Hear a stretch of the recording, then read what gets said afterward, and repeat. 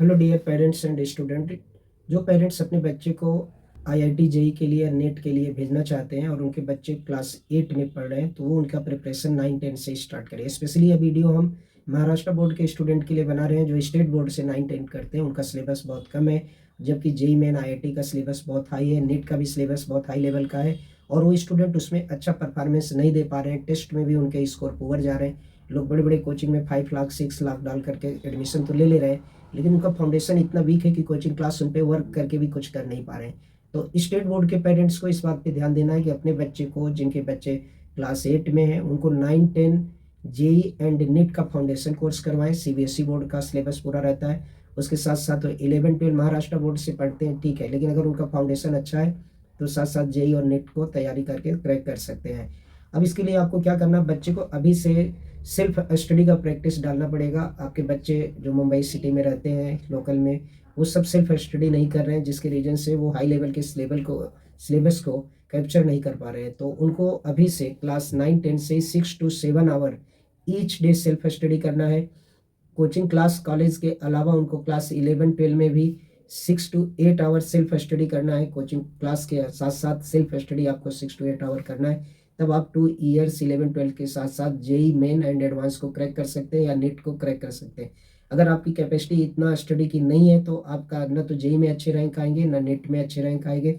और पेरेंट्स इस बात का ध्यान दें कि अगर आप स्टेट बोर्ड 9-10 आप महाराष्ट्र स्टेट बोर्ड से करा रहे हैं तो उनका सिलेबस वेरी लिमिटेड है, उनके हमारे बच्चों के नॉलेज भी वेरी लिमिटेड है, इसलिए वो उतना अच्छा परफॉर्मेंस आपको 11-12 में नहीं दे पाते हैं। तो आपको उनका फाउंडेशन स्ट्रांग करना है। 11-12 में हमें उनको एनसीईआरटी सीबीएसई बोर्ड का साइंस मैथ करवाना है। और अगर उनका 9-10 बहुत अच्छा फाउंडेशन तैयार हो जाएगा तो फिर महाराष्ट्र का 11-12 बोर्ड बहुत ही अच्छा है, उसके थ्रू आप प्रिपरेशन कर सकते हैं जेई मेन और नेट के लिए। लेकिन यहाँ पे भी बात वही है कि कोचिंग क्लास आपको एंट्रेंस एग्जाम पास करवा के नहीं देंगे। आपको सेल्फ स्टडी 9-10 में भी अच्छे से करनी है 6 to 8 आवर, और आपको 11-12 में भी 6 to 8 आवर करना है। तब आपका रैंक अच्छा रैंक आ जाएगा और आप आईआईटी जेई मेंस के लिए और एडवांस दोनों के लिए क्रैक कर पाएंगे। इसके लिए गवर्नमेंट भी इस बात पे ध्यान दे रहा है कि बच्चों को जो कॉलेज का बुक का नॉलेज है वो अच्छा नहीं हो रहा है, स्कूल का नॉलेज नहीं हो रहा है बुक का, टेक्स्ट बुक का। इसके लिए वो लाने वाले हैं कि JEE main and advance plus NEET के साथ साथ आपका क्लास 12 में भी 75 मिनिमम परसेंटेज मार्क्स होने चाहिए पीसीएम और पीसीबी में। तो आपको अपने कॉलेज के बुक पर भी बहुत ध्यान देने की ज़रूरत है। बोर्ड का भी अच्छा प्रिपरेशन होना चाहिए।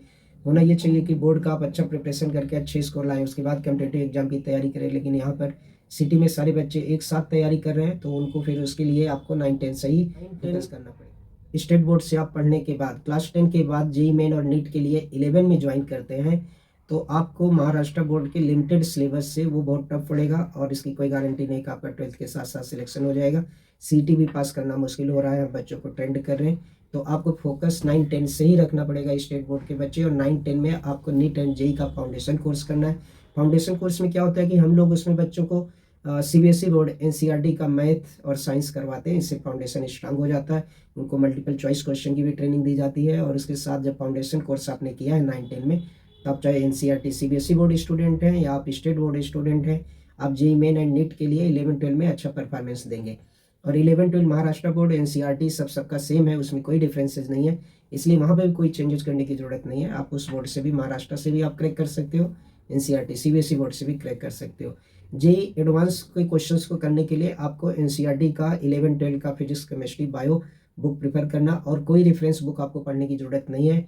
और अगर आप एनसीईआरटी को अच्छा सा स्टडी करेंगे तो एनसीईआरटी की बुक इनडायरेक्ट लिखी है, आप उनके एग्जाम्पल और एक्सरसाइज को कम्प्लीटली सॉल्व कर डालें। एक ही बुक को 3-4 बार आप कर लें तो आपका सिलेक्शन हो जाएगा जेई एडवांस, जेई मेन और नीट में। थैंक्स।